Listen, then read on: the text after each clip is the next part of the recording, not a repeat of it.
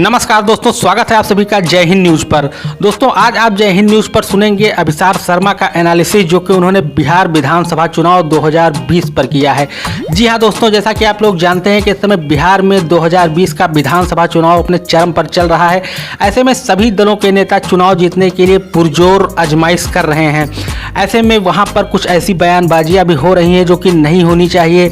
तो क्या है बिहार की जनता का मूड, क्या होगा परिणाम और कौन मारेगा इस बार बिहार में चुनाव की बाजी, ये जानने के लिए आप लोग इस वीडियो को एंड तक देखिए। और सच्ची पत्रकारिता को आगे बढ़ाने के लिए इस वीडियो को लाइक कीजिए और चैनल को सब्सक्राइब जरूर कीजिए। तो इस वीडियो में आप जानेंगे अभिसार शर्मा से कि उनको क्या कुछ संकेत मिल रहे हैं और क्या परिणाम होने वाला है बिहार चुनाव 2020 का।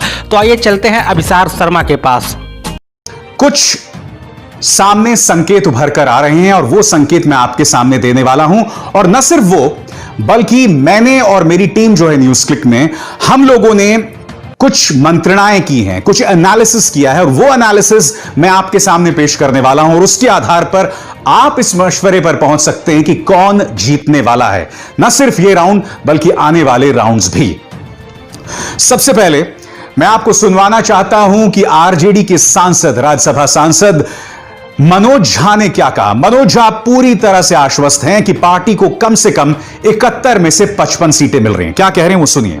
साथियों, सबसे पहले आपके माध्यम से पूरे बिहार प्रथम चरण के मतदाताओं को प्रणाम। उनके स्नेह और जान ने चुनाव की स्थिति बदल दी। हम कभी बोले का इस्तेमाल नहीं करते, लेकिन मैं आपको कहूं 55 सीटों पर हम जीत चुके हैं। दोस्तों, मैं आपको यह बतला दूं कि मेरी भी लगातार बातचीत उन रिपोर्टर्स से हो रही है जो जमीन पर हैं, और न सिर्फ उन रिपोर्टर्स से बल्कि राजनीतिक विशेषज्ञों से जो बैकरूम स्ट्रैटेजी बनाते हैं पॉलिटिकल पार्टीज की, उन सब से बातचीत करके जो एक लब्बो-लबाब मुझे मिल रहा है कि मुझे बताया जा रहा है कि कम से कम 45 से 48 सीटें आरजेडी को या महागठबंधन को इस पहले चरण में मिलने वाली है और इसका सीधा असर अगले 2 चरणों पर भी पड़ेगा। मगर क्या इसका अर्थ यह है कि महागठबंधन ये चुनाव जीत रहा है? एक बात स्पष्ट है कि अगर महागठबंधन ये चुनाव जीता तो आंधी होगी, तूफान होगा बिल्कुल।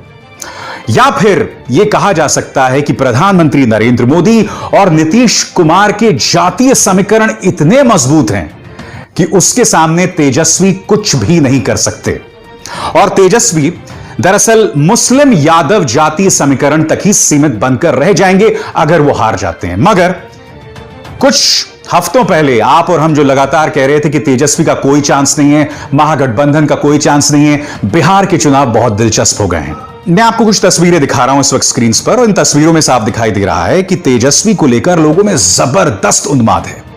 जिस तरह का करंट, और इस शब्द का मैं बार बार इस्तेमाल करता हूं, जिस तरह का करंट तेजस्वी के पक्ष में है, इस तरह का करंट नीतीश, तो खैर सवाल ही नहीं पैदा होता नीतीश जी के पक्ष में, प्रधानमंत्री नरेंद्र मोदी के पक्ष में भी इस तरह का उन्माद नहीं है। कई लोग कह रहे हैं कि देखिए ये इसलिए हो रहा है क्योंकि तेजस्वी युवा नेता हैं और लोग तमाशा देखने आ रहे हैं। आप गलत कह रहे हैं, क्योंकि 2005 और 2010 जब चुनाव हुए थे बिहार में, तब लालू प्रसाद यादव जब चुनावी रैलियां करने जाते थे तो लोगों में बिल्कुल भी उत्साह नहीं था। इस बार तेजस्वी को लेकर जबरदस्त उत्साह है। तो अब आपको यह सवाल पूछना होगा, जो जानकारी मैंने आपको मुहैया कराई, क्योंकि 2005 और 2010 में लालू को लेकर बिल्कुल उत्साह नहीं था जनता में, अब तेजस्वी को लेकर उत्साह है। तो क्या लोग ड्रामा करने के लिए वहां उतरे हैं, या ड्रामा देखने के लिए वहां उतरे हैं, या वाकई तेजस्वी में उन्हें उम्मीद दिखाई देती है? यही नहीं दोस्तों, 2015 में महिलाओं ने खास तौर पर नीतीश कुमार के लिए वोट किया था, जातियों से ऊपर उठकर वोट किया था। और क्यों किया था? क्योंकि जब नीतीश कुमार शराबबंदी लाए थे तो उसका असर घरों में दिखाई दे रहा था। मगर धीरे धीरे इसको लेकर हकीकत सामने आने लगी। कुछ दिनों तक तो शराबबंदी का असर दिखाई दिया, मगर अब हो क्या रहा है आप लोगों से पूछिए। पटना में, वैशाली में, मुजफ्फरपुर में तो लोग कहते हैं आपको आसानी से घरों में शराब मिल जाया करेगी। अब वो औरतें जिन्होंने 2015 में नीतीश के लिए अपनी राय जतलाई थी जातियों से ऊपर उठकर, अब वो वापस अपनी जातियों की तरफ आ रही हैं। यानी कि अब वो वोट देंगी तो शायद अपनी जातियों, अपने प्रत्याशी के हिसाब से। हो सकता है कि इसके जरिए भी नीतीश कुमार के लिए उम्मीद की एक किरण हो, यानी कि वो जिस जाति से आते हैं, उनकी जो जाति से जुड़ी महिलाएं हैं, उनके लिए वोट करेंगी, या उनका जो समीकरण बन रहा है बाकी जातियों के साथ, हो सकता है वो एनडीए के लिए वोट करें और वो जीत जाएं। ये अपने आप में है, मगर ये अपने आप में एक बहुत बड़ा झटका भी है नीतीश कुमार के लिए। पहले जो औरतें थी लगातार उनके साथ, वो अब शायद उनके साथ नहीं है। मगर एक बात तय है, मुझे खुशी इस बात की है कि ये चुनाव बहुत करीबी हैं, बहुत जबरदस्त मुकाबला है। एक dark horse Tejashwi Yadav fight दे रहा है जिसकी हमने कल्पना भी नहीं की थी। और एक और बात दोस्तों, यह सवाल कांग्रेस पर है। हरियाणा में कांग्रेस ने किसी तरह की कोई कोशिश नहीं की थी, फिर भी मुकाबला इतना करीबी हुआ, क्योंकि जनता उस वक्त चाहती थी कि वो भारतीय जनता पार्टी को हराए, मगर विकल्प नहीं थे। कांग्रेस खुद सामने उभर कर नहीं आ रही थी। कांग्रेस ने इसी तरह से हाथ से सत्ता को जाने दिया मध्य प्रदेश के अंदर, अपने आपसी मतभेद के चलते।